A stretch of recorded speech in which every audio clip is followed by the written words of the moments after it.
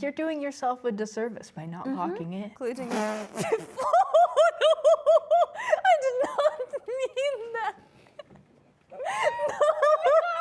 Hi friends, welcome to the Santa Cruz Art League.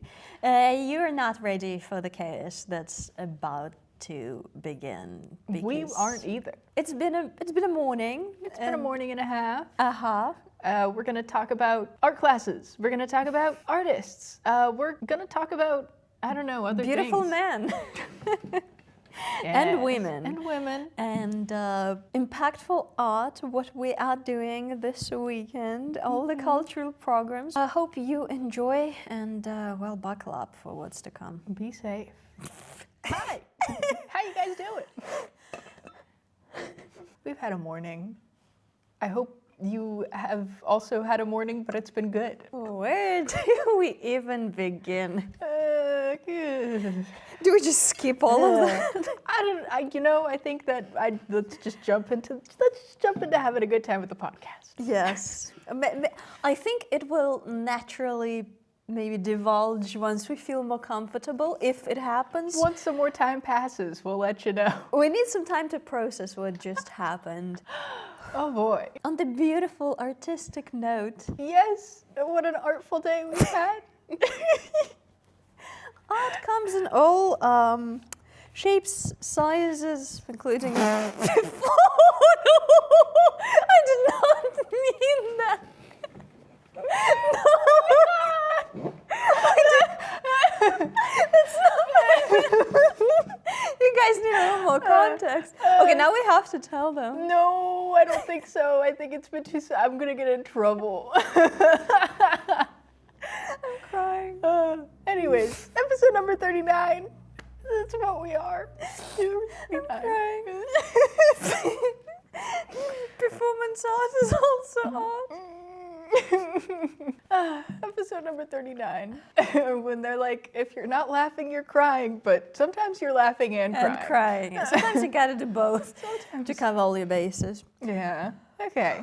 Can we talk about watercolor? Yes. Yes. Please. We're recording on a Tuesday this week instead of our regular Friday. So Anetta is about to take a watercolor class. Yes, and I'm so excited. On that note, I am deeply back into my watercolor phase. Yes, I've seen some of them. I can't believe it. Things are happening that has not happened. So, did you hear that? I did. Anyways, things are happening that didn't happen. Yeah, I kind of want to do slightly more realism. Oh. Who is she? Oh. After all that big talk a couple weeks ago about being over realism. It lasts decades of my art making. That's true. Come on, that's groundbreaking for me. But my interpretation, my rendition of realism, of course. But I am having so much fun with watercolor and actually trying and being like, this is kind of sick. It's a fun medium. It's so fun, and I've been reflecting on it a lot, and I think a lot of watercolor is about the timing. So for specific technique, a certain amount of time needs to pass. Either it has to be completely dry or it has to be a wet, but a specific amount of wet, depending on what kind of effect you want to see on your paper. And I love that, and I respect that so much. But even if you time it perfectly, granted that you know what you're doing and like what technique you're applying, even then there's room for surprise and for some kind of unpredictable result when it dries. And I'm enjoying it so much. Linda revived my love and admiration for watercolor. That's so awesome. I'm so happy about that, and I'm so excited to show her my work. So the way the class is structured, in the beginning we do like a little bit of a critique. So we show what we finished in the class and bring the homework, and she shows it, and we kind of group evaluate it like quick fire style. Oh, very cool. I love that.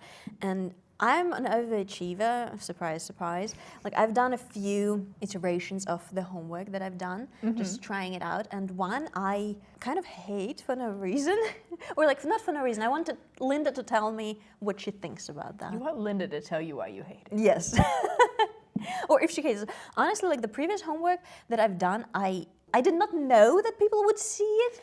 And I did not want people to see it. Oh, no. That's all you need to know of like how much I was not proud of the work that I've done, and that's from the first class that, if you remember, I said that I was kind of not taking it seriously, or kind of like, but as soon as you know other people are gonna see it, you're like, it's not even have that. to lock in. I mean that too, but it's not even that. It's kind of like, okay, enough lollygagging. I can do this. Like, girl, Right. come on. You're doing yourself a disservice by not locking in. What she said, yes. Oh my goodness, isn't that the anthem for 2026? We're gonna put that on a shirt. Leyendecker Art League merch? Merch, let us know. Yeah. Should we sell some merch? Absolutely. Down the line, I can see that happening. But I'm just so invigorated by creating in watercolor, and I do my little evening strolls on watching sunset and good company and take some photos that later I want to paint. And, well, I'm curious what you're gonna say, but I kind of want to work tiny. Yes! Let's go! I love working tiny. Is she? Who is she? She's just going all over the place. Tiny, big, abstract, real. I'm Very artful. very artful. So if you have not attended a class here at Leyendecker Art League, I highly recommend. We're going to should put do it. on the screen what classes are available to you right now. It's so good for you. It's super exciting. It's so fun. Last weekend, I got to come and hang out here on Sunday because I was opening the building for Susan Brown. She had a class, watercolor and sketching. It was super nice. The second day of the class, everybody went outside to do some sketching, which I think is so fun. And then coming up in February, there's going to be 2 workshops over the weekend by Robert Dvorak. He's one of my favorite teaching artists. There are a couple people on staff here who attribute him to like curing their art block. So if you're somebody who wants to get back into sketching, I would recommend taking his classes. Yes, 1 minute drawing. That's really exciting. And I'm a big fan of working fast. And I think that's why working with watercolor is challenging me in the best way possible. Right. And also I think that like if you train yourself to do a lot of like to draw faster, you get really good at capturing detail with like as little effort as possible, which I think translates to like anytime you sit down to do a longer project, you can like bang out the, I don't know, the composition or however it's supposed to look pretty quickly, and then you can like refine things until you have something that's really good. So highly recommend the 1 minute drawing class. Yeah, and I feel like that skill translates really successfully into other mediums. For example, oil, not being an oil artist myself, but just even if you're observing oil paintings, it is really masterful to achieve detail with large paint strokes. Everything starts with like just as little detail as possible. So by practicing drawing really fast, you get really good at your brain just like synthesizing the information and getting things into as simple a form as possible. It'll help your paintings. Absolutely. What is on our cultural program this weekend? Ooh, this weekend, I don't know what I'm doing this weekend. I am going up to San Francisco. Me too, by the way, but on separate. Unrelated. Yes. We gotta link up. I mean, absolutely. Let's do some artful activities. That'd be super fun. Yeah, I'm headed up to San Francisco because my boyfriend's visiting. His mom is out there, and so it's gonna be a good time. I don't know what we're doing yet. I'm super type B about like planning and stuff, so almost any time I go on a trip, I'm like, I have a vague idea of what I want to do, but I don't have an itinerary. I'm gonna be really close to the park where all the museums are at, so I'm stoked on that. I know they're doing a reading in the park. Kind of. There's so many activities in San Francisco. Also, there's a UFC fight on Saturday, so I do know what I'm doing then. Suddenly. Well, that's when I'm in San Francisco, Oh, damn it. no. What time? I don't know what time the card starts. I'd have to Google it. Okay, we can do like a museum in the morning, maybe. That'd be fun. A little museum day. So, cultural program off-site for Santa Cruz Art League podcast. TVA. Yes. And I'm very excited. I'm going to see a lot of art on Saturday, that I know for sure. It's gonna be so fun. I might sketch plein air. Who knows? Who knows? Oh. Might take my watercolors with me, but okay, I need to chill. I feel like, especially today, if you haven't noticed by the beginning of this podcast, that had been the most probably chaotic start. I wouldn't call it. It was just a lot of giggling. I'm Just not a lot of just incomprehensible giggling because we're so happy. Obviously, that's yes. Yes, always. If you know, you know. Sometimes you just can't help but laugh, even if it's not funny. You just gotta laugh to move on, to maintain your sanity. It's so important. We are not okay today, okay? What she said. On that note, How should is- we just How is your sketching? my sketching? How's your sketching? I've been doing a little bit slow and steady. When's the race? Not really, but I've been doing a little. Okay.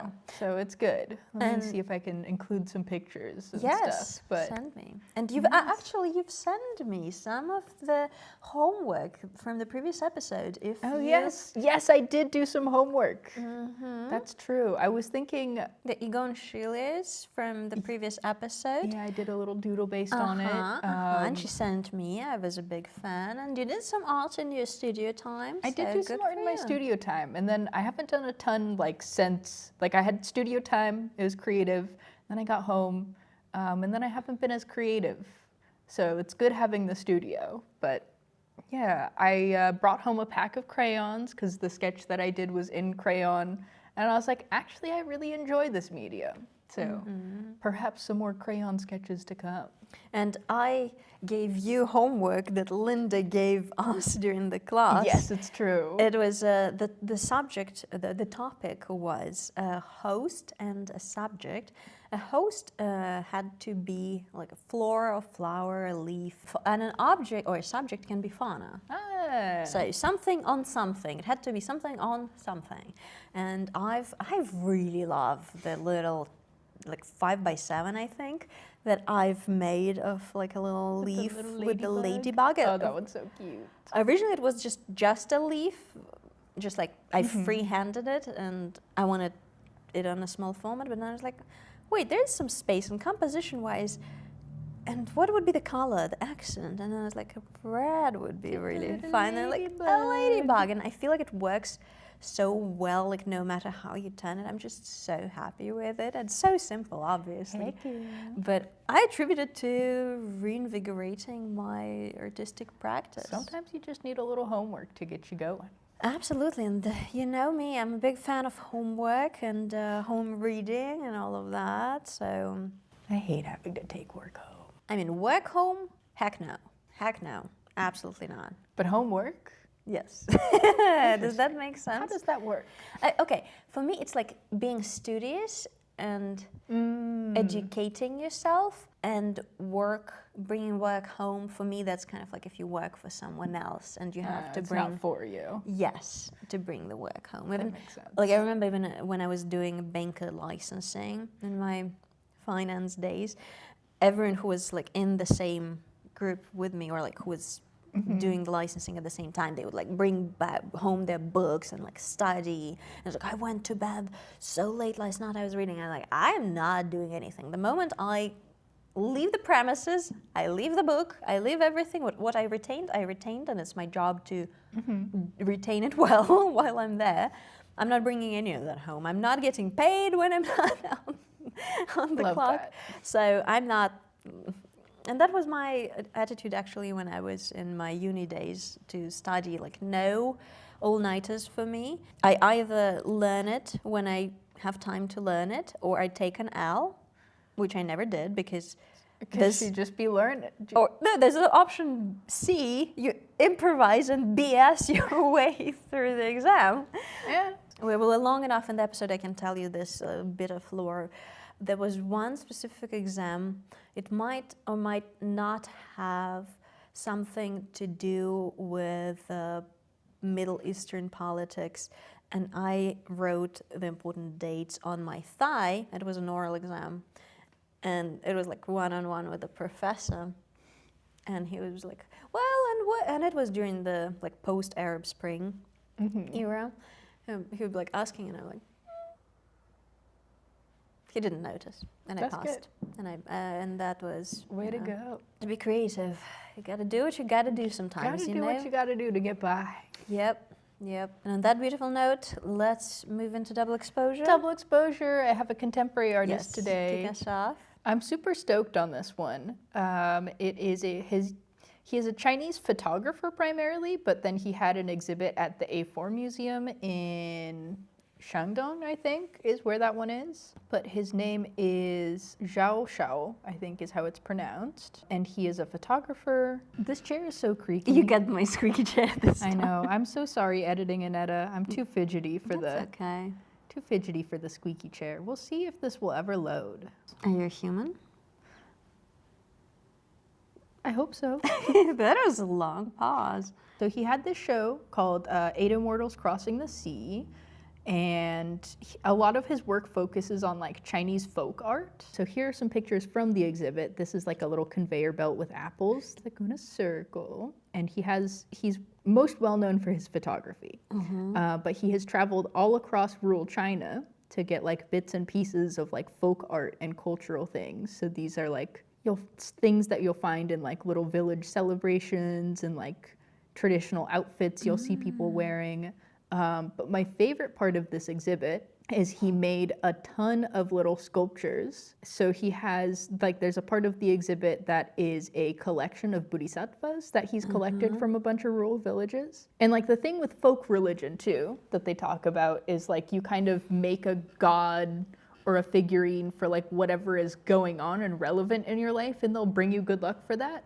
So you see like kind of a lot of really specific figures. And so he kind of went, and we're gonna scroll past his photography super quick. Sorry. We'll get back to it. We'll get back to it. We're just talking about. So he then sculpted over 100 bodhisattvas as part of this exhibit based on like contemporary life. So here's one. This is, I think, online games bodhisattva. Whoa. This one is square dance bodhisattva. So if you've seen any of the videos of like elders in the village dancing around in the public square in China, it's a pretty common way to exercise if you're a senior. They've got the little Sony boombox and everything. Oh my goodness. We have the stock bodhisattva. So, you know, if you're trying to go to the moon, here is the supper bodhisattva. Interesting. This one is the live bodhisattva. You can see her ring light. Ring She's light. got the microphone and all the vloggers and TikTok influencers. you guys need to get you one of these. Uh-huh. Here's the driving bodhisattva. BMW. They've got all the logos. Oh, all the logos. All the logos. And Honda, and Ford, and Mazda, and Lexus. Go you. This one is the gambling bodhisattva. He's on a little mahjong table. Okay. And he's holding up a die in his hand. Very cool. Fascinating. This one is the takeaway bodhisattva. And a little guy. There's a little guy back there. Oh, hold on, my manager is calling me.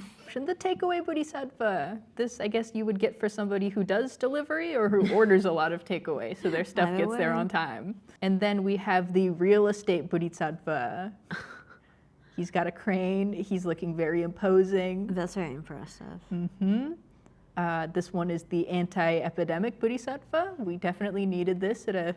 Yeah, it came out in 2021, so very on point. On point. This one is the immigration of broad bodhisattva. They have the EB5 visa, and the airplane says passport. I think there's America and Canada on there. How do I... Okay, not Canada, I don't know. You're like, how do I get this one? Also, they have the UK there as well. So creative. I know, isn't it so nice? This is the pet Bodhisattva. A little terrifying. I don't know if I would want this as my Yes. pet, but certainly I hope it brings good luck to the pet owners out there. We have the cosmetic Bodhisattva. She's got like a little scalpel and a Oh. mirror, and the little surgical. Oh my God. I mean, power to you. I know. And then we've got the fitness Bodhisattva. With a cheeseburger crust He over says his belly. no cheeseburgers. And it looks like he wants some surgery on his That is the vibe I'm getting for sure. on his tatas. We've got the photography Bodhisattva. Here we go. And then here's just like Collection of the them. collection of them all together.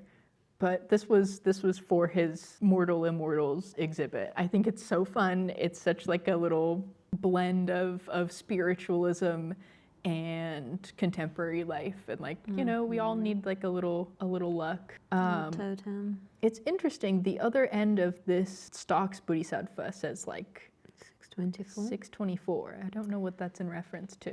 Oh, it's like the White Day. Singles? No? Or at least in Japan, it's White Day. So I don't know if it's the same thing in China. Growing up in Japan, like for Valentine's Day, it was like the girls give the boys chocolates, and then White Day, which was June 18th, they would like give you back chocolates if they liked you. I don't like this system. Yeah, it's interesting over there. I'm not a fan. Anyways, but very cool stuff, and just like a lot of his photography just captures like daily life in rural China. It's so delightful. I know. A lot of his work, it's like capturing kind of the weird, quirky, out of place things. So there's more of his photography. But I wanted to talk about a little bit of the curators. Like they wrote up something on the exhibition. Was it this one? They have like a write-up of the exhibition. The exhibition titled The Mortal Immortals originates from a widely known folklore legend, the 8 Immortals Crossing the Sea, which began in Zhangzhou's hometown, Yutai. Hometown folklore, extraordinary individuals, and strange tales are recurring themes in Zhangzhou's works. Stories that often feel magical, yet not entirely fictional. The fantastical narrative of the 8 Immortals crossing the sea provides structural framework and metaphor through which we can examine the core of Zhangzhou's artistic practice. How does the ordinary individual, through their own wisdom, resilience, and even a touch of the supernatural, accomplish repeated crossings of the sea, both in survival and spiritual meaning? That's on the exhibit. I just think it's so cool. I love being able to see folk art represented in like the gallery setting. I feel like there is a little bit of like condescension to kind of rural aesthetics. And so being able to see that represented in like a big museum, I think is really cool. Absolutely, especially granted that it inspires so much of a more highbrow art. So it's only fair to give Right. it some love and some visibility. Oh, that's him in the... That's him in the sea of bodhisattvas that he's collected. I cannot imagine how much work that was. Yeah, he travels across rural China to just take these pictures and gather things, and he works in like multimedia as well. But That's me today on my drive to my blood test. That's I feel literally like so me. much of it is just like it's so relatable and like very real. And Whoa. oh yeah, he did also go to Gaza and get some pictures there. All right, well that's my artist. I definitely encourage you guys to go and check out his Instagram. It's just Zhangzhou art or Zhangzhou_art.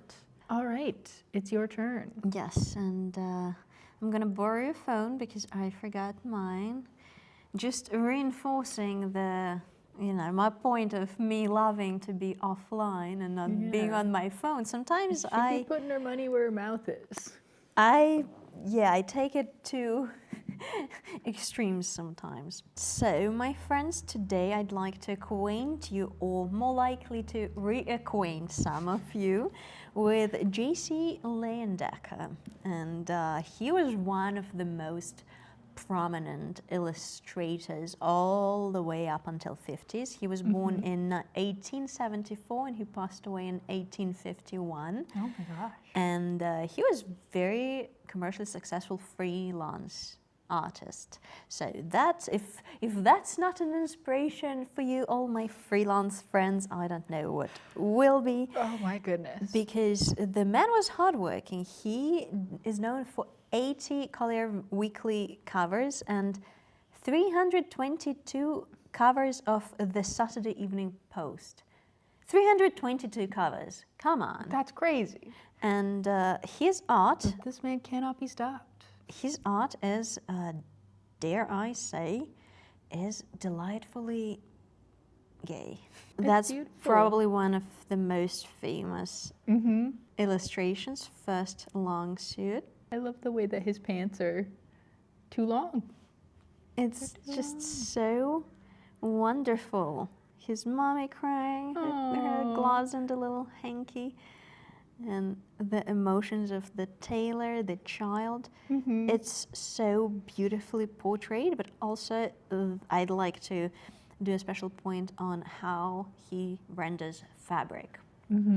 It is so good. The light, the shadow, you can genuinely see the fit of the clothes. The way he renders his clothes, all the tiniest little wrinkles and folds, they are just so perfectly done that it might just as well be real life, but yet it's not realism in its like finest. It's still a beautiful, beautiful illustration. And that is probably one of my favorites. You can tell he loves men because those men are beautiful. Beautiful men he draws. Beautiful men.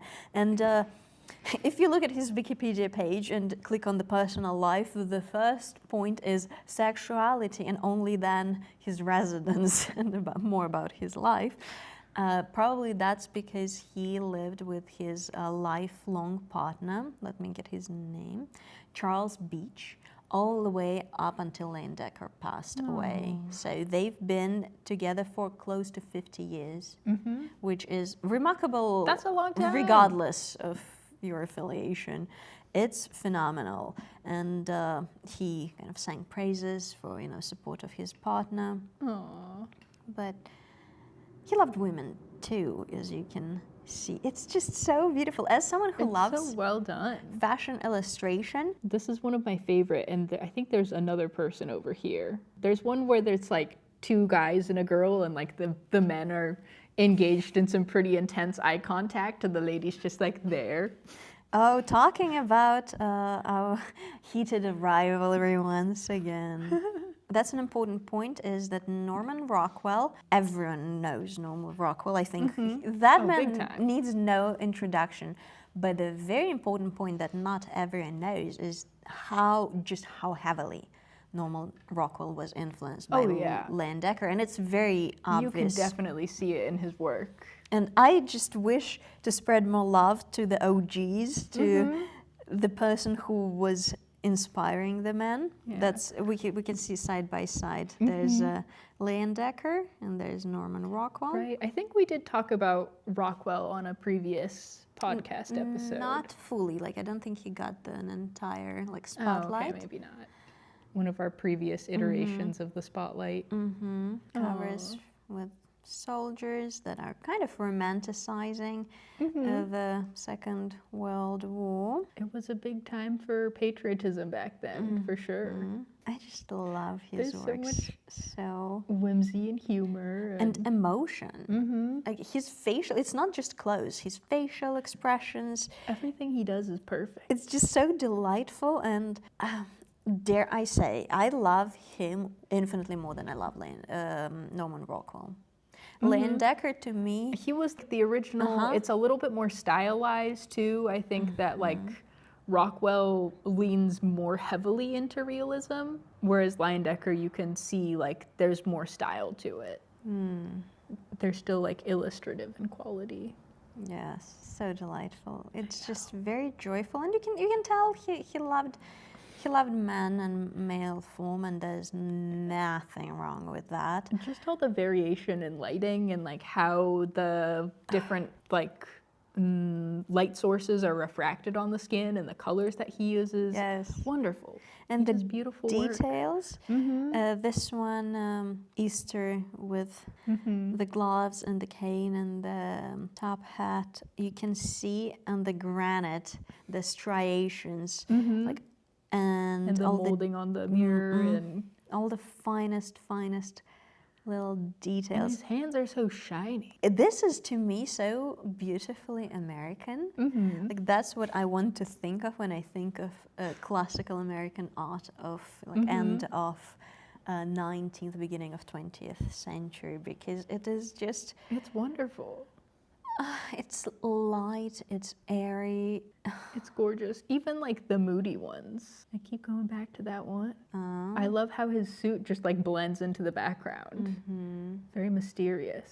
And you can tell what kind of fabric the I person is wearing. love that. I love when an artist does that and you're like, that's woven, that's silk. And all the tiniest sheer. movement of hand in the glove. If you've tried to paint hands, which we both are big fans, some more than others at the present moment, I've had my fair share. Try painting a hand in a glove. Oh my gosh. I challenge you. And to make it look like a hand in a glove. And to make it look like a hand in a silk glove that caresses a woman's back that is also draped in silk. Who does it like that except for this man? The drama. I'm going to put more photos for you on the screen for your enjoyment, but I just get so much visual pleasure out of looking at his art. It is so masterful, so detailed, and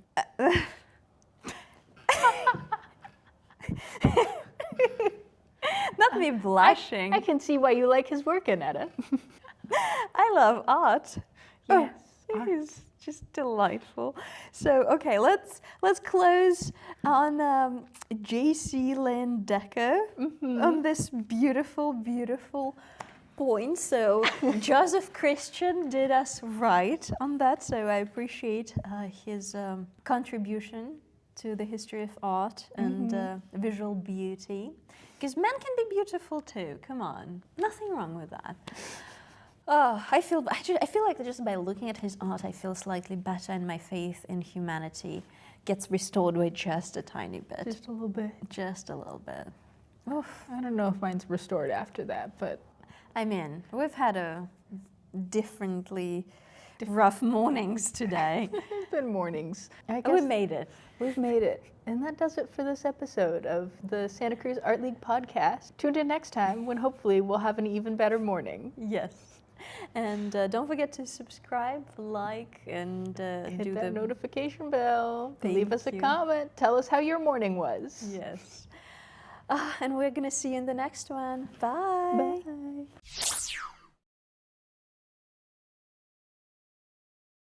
And you got a phone? Yes, I do. Oh, let me turn this. Our phone commerce.